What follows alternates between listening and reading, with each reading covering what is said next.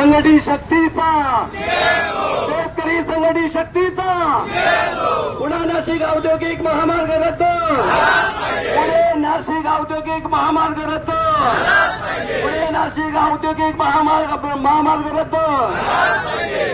आज या ठिकाणी पुणे नाशिक औद्योगिक द्रुतगती महामार्ग क्रमांक 11 आणि या महामार्गामध्ये बाधित होणारे आहे खेड तालुका असेल, आंबेगाव तालुका असेल, जुन्नर तालुका असेल, संगमनेर तालुका असेल, शिरूर तालुका असेल, या 5 तालुक्यातील या ठिकाणी आलेले सर्व बाधित शेतकरी आणि बांधवांनो, आज या ठिकाणी आपणाला या ठिकाणी या आळेफाट्याच्या चौकामध्ये रास्ता रोको आंदोलन करण्याची वेळ का आली या संदर्भामध्ये आपण या ठिकाणी जमलो आहोत.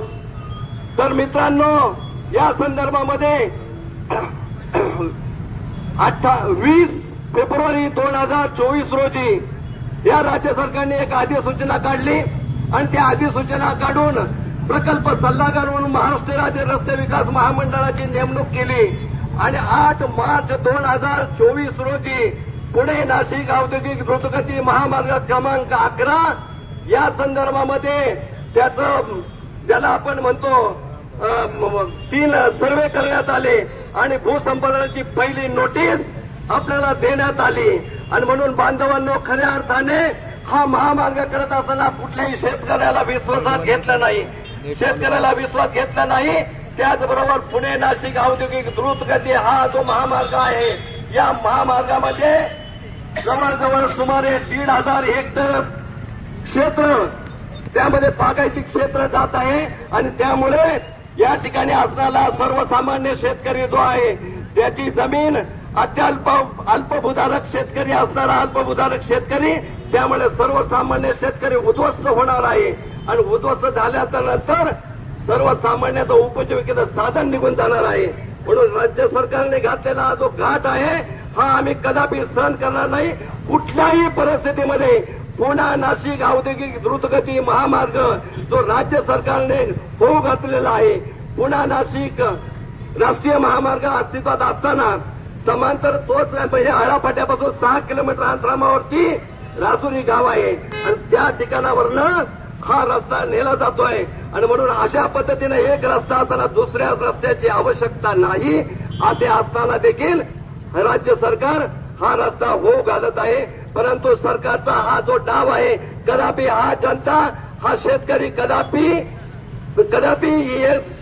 होऊ देणार नाही असं या निमित्ताने आपणा सर्वांना सांगतो. बांधवांनो, या राज्य सरकार रस्त्यावर येणार आहे. म्हणून आता शेतकऱ्यांनो एकच केलं पाहिजे. या संदर्भामध्ये राज्य सरकारने कुठल्याही स्वरूपाने द्रोणद्वारे असू द्या, कुठल्याही स्वरूपाची मोजणी असू द्या, कदापि कुठल्याही संयुक्त मोजणी असेल कुठेही सही करू नका. प्रखरपणे विरोध करा. वेळ प्रसंग जर आपण उद्ध्वस्त होणार असेल तर वेळेला रक्त सांडलं तरी चालेल. जर तुम्हाला जमीन अधिग्रहण जर करायचं असेल तर पहिल्यांदा आमचा मुर्दा पडा, नंतर जमीन घ्या.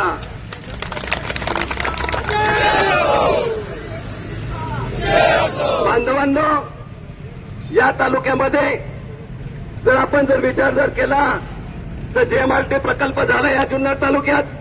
जेएमआरटी प्रकल्पामुळे या ठिकाणी कुठलाही एमआयडीसी होत नाही, कुठलाही उपजीविकेचं दुसरं साधन नाही. या ठिकाणी शेती आणि शेतीवर असणारा दुग्ध व्यवसाय याच्या पलीकडे शेतकऱ्याला दुसरा रोजगार नाही. आणि अशा परिस्थितीमध्ये या सरकारने आता जे काही नोटिफिकेशन काढलेलं आहे, नोटिफिकेशन काढलं ते 8 मार्च 2024 रोजी येणाऱ्या काळच्या हे जे नोटिफिकेशन त्याचा कार्यकाळ जो होता तो होता 1 वर्षाचा. तो कार्यकाळ संपलेला आहे.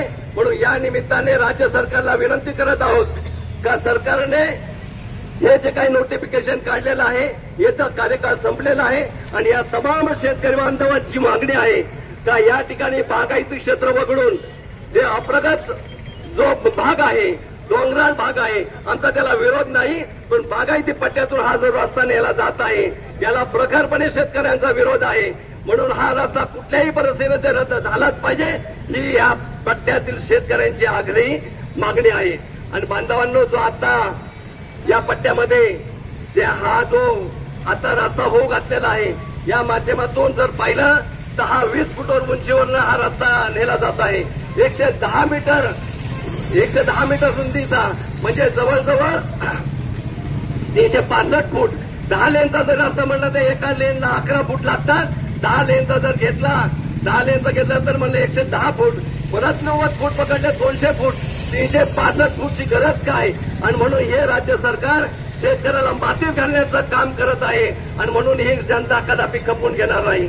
या संदर्भामध्ये राज्य सरकारला या ठिकाणी जुन्नर असेल, आंबेगाव तालुका असेल किंवा इतर संगमनेर तालुका असेल, अनेक रस्त्याने संगमनेर तालुक्यामध्ये प्रांतचिदेव मोर्चा काढला.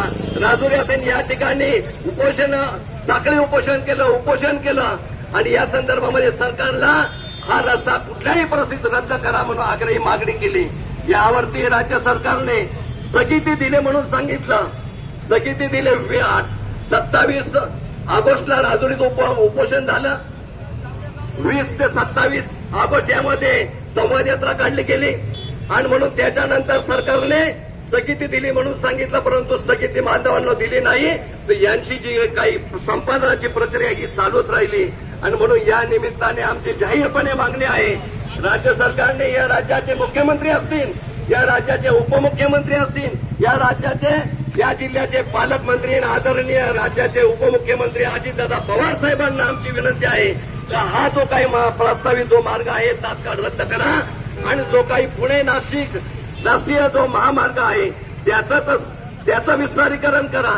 आता नाशिक फाटा ते खेड यामध्ये 10 पदरी रस्ता मंजूर झालेला आहे. त्याचंच पुढे जर रुंदीकरण केलं तर नवीन पुन्हा नाशिक औद्योगिक महामार्गाची आवश्यकता नाही आणि म्हणून रस्त्याची आवश्यकता नसताना देखील बागायती क्षेत्रातून रस्ता नेला जात आहे. 2013चा कायदा सांगतो बांधवांनो, 2013च्या कायद्यामध्ये शेतकऱ्याला विश्वासात घेऊन बागायती जी काही दुपीक पद्धतीचं पीक आहे, बागायती सुपीक जमीन जो रस्ता नेता येणार नाही अशा पद्धतीचा कायदा असताना देखील हा 2013चा मूळचा कायदा या राज्य सरकारने गुंडाळून ठेवला आणि त्या जो 1955च्या सक्तीचा भूसंपादनाचा जो कायदा आहे त्याची अंमलबजावणी करून सक्तीचा भूसंपादन आणण्याचा प्रयत्न केला. भूसंपादन 1955च्या कायद्याची आख्यायिका जर पाहिला, या देशाला स्वातंत्र्य मिळालं 1947ला, तेव्हा विकासाच्या दृष्टिकोनातून जेव्हा गरज भासली तेव्हा असणारे या देशाचे असणारे संस्थानिक असतील, वतनदार असतील, जमीनदार असतील यांच्याकडनं जमिनी घेण्याचा प्रयत्न म्हणून भूसंपादन सक्तीचा कायदा 1955 आणला. अरे आमचा उपभोगधारक शेतकरी हा काही जमीनदार आहे का, वतनदार आहे का, संस्थानिक आहे का, त्याच्या जमिनीवरती आपण त्याला बेघर उद्ध्वस्त करण्याचा डाव आपण आखत आहात. हे राजकीय नेते मंडळी आणि वरचे राजकीय नेते मंडळी असणारे ठेकेदार हे मिली भगत आहे. सर्वसामान्य जनतेला चिरडून यांचा जो घाट चाललेला आहे, परंतु ही जनता कदापि खपून घेणार नाही. वेळ प्रसंगाला रस्त्यावर उतरू, रक्त सांडलं तरी चालेल, घरात सोडून मिळण्यापेक्षा रस्त्यावर उतरून मरायचं बेहतर. तरी आम्ही आता मागे हटणार नाही. कुठल्याही परिस्थितीमध्ये हा रस्ता होऊ देणार नाही म्हणजे नाही, हा आमचा या निमित्ताचा पक्का निर्धार आहे.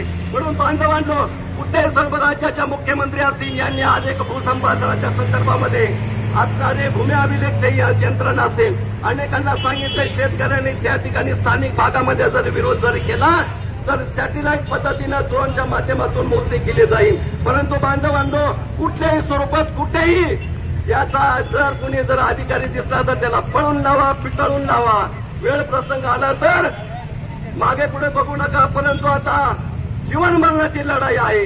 आज आहे तर आहे, नाहीतर आपल्याला रस्त्यावर आल्याशिवाय रस्त्यावर लढून मरू. परंतु आता या जमिनीचा बागायती जमीन या देशामध्ये जमीन तयार होते कुठे जगामध्ये, जमीन क्षेत्र कमी होत चाललेलं आहे. दिवसेंदिवस रासायनिक खताचा वापर करून असणाऱ्या क्षेत्रामध्ये क्षेत्र कमी होत चाललेलं आहे. अशा परिस्थितीमध्ये बागायती जवळजवळ 1,500 हेक्टरमध्ये 1200 हेक्टर क्षेत्र हे बागायती आहे. बागायती क्षेत्रातून जर कुठून जर रस्ता नेता येत असेल राज्य सरकारने जरूर नेवा, परंतु आमच्या बागायती क्षेत्रातून रस्ता नेऊ दिला जाणार नाही असं आमचं जाहीर आव्हान आहे. आणि जर या संदर्भामध्ये आपल्या सर्वांना या निमित्ताने मी सांगू इच्छितो, राज्याचे उपमुख्यमंत्री असतील, मुख्यमंत्री असतील, राज्याचे पालक, या जिल्ह्याचे पालकमंत्री अजितदादा पवार साहेब, आपल्याला जाहीरपणे मी आवाहन करतो, जर हा रस्ता येणाऱ्या कालावधीमध्ये आपण रद्द केला नाही तर आपल्या घरापुढं, आपल्या निवासस्थानापुढं ही जनता हजारोच्या संख्येने हत्याग्रह आंदोलन करीन, उपोषण करीन. जोपर्यंत हा रस्ता रद्द होत नाही तोपर्यंत आम्ही या ठिकाणावर उठणार नाही. ही आमचा आजचा हा निर्धार आहे. याची दखल राज्य सरकारने घ्यावी. वेळ प्रसंगी आला तर लक्षात ठेवा, फक्त एकच ठेवा, कुठेही सही करू नका. आपल्याला विश्वास घेतल्याशिवाय या जनतेत आपली जमीन कुणी घेऊ शकत नाही. म्हणून या निमित्ताने आपल्याला एवढंच मी निमित्ताने सांगू इच्छितो, आता एकच निर्धार, कुठल्याही परिस्थितीमध्ये आपण लढेंगे आणि जितेंगे एवढे या निमित्ताने सांगतो. आणि मी या निमित्ताने आपल्या सर्वांना आवाहन करतो की या ठिकाणी आलेले या तालुक्याचे तहसीलदार साहेब आहेत, या ठिकाणी असणारे प्रशासनाचे सर्व अधिकारी या निमित्ताने आलेले आहेत. याला देखील आम्ही निवेदन देऊन आम्ही विनंती करणार आहोत का साहेब आमचा जो सांगावा हे राज्याचा मुख्यमंत्री असेल, या राज्याचे जे काही मायबाप सरकार आहे त्यांच्यापर्यंत पोहोचवा. आमचा सर्वसामान्य शेतकऱ्याला रस्त्यावर आणू नका. बागायती क्षेत्र वगळून तुम्हाला कुठून रस्ता न्यायचा तिथं खुशाल न्या, परंतु एक रस्ता असताना दुसऱ्या रस्त्याची आवश्यकता नाही.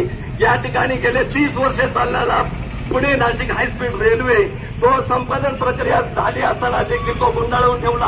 ही कुठली राजकीय पॉलिसी, राजकर्त्यांची राजकीय भावना जर चांगल्या पद्धतीची असेल तर निश्चितपणे हा प्रकल्प रद्द होऊ शकतो. याच्यामध्ये सरकारी अधिकारी जरी असल्या तर त्यांचा काय अधिकार, ते कठपुतळीसारखे काम करतात, त्यांना दुसरा काही अधिकार नाही. दिलेलं निवेदन वाचतं त्याच्यापर्यंत पोहोचवणं एवढं त्यांचं काम आहे. या निमित्ताने मी आपल्याला आवाहन करतो की आपण या ठिकाणी सनदशीर मार्गानं आपण जे आंदोलन या पुढच्या काळात पण करणार आहोत ते सविनय पद्धतीने आंदोलन करणार आहोत. कुठलाही तोड जनादोन न करता कुठल्याही स्वरूपाचा कुणालाही त्या निमित्ताने कुठलीही दोषी लागणार नाही याची आम्ही काळजी या निमित्ताने घेऊ. आणि या निमित्ताने या ठिकाणी आलेले तहसीलदार साहेब असतील, प्रशासनाचे अधिकारी असेल यांना देखील निवेदन देणार आहोत. एवढ्या निमित्ताने बोलतो आणि थांबतो. आणि या ठिकाणी सर्व समूहाने 1-2